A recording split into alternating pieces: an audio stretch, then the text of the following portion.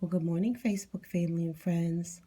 It's Antoinette, and I'm coming to you with an update on our winter storm here in Western New York.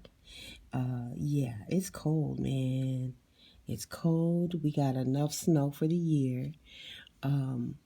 It's still snowing, so I'm glad I don't have to go out for anything. Yeah, it's still snowing, and I wanted to open the window for you so I could get you a better look outside, but it's cold. Can't do it.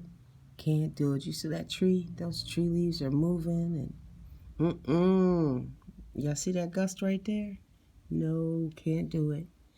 So I just wanted to give you all an update of what's going on here, Western New York, and stay warm, guys. Okay, don't go outside if you don't have to. Don't try to do donuts in the snow. Whatever you do that for entertainment, don't do it today. Don't try it. This weather is crazy. And yesterday I heard there was like a 21 car pile up on the 90. So this is serious weather, guys. So be careful. All right. Um, Remember to love someone, give them a hug, and appreciate the small things. And take care of yourselves and stay warm. Bye bye.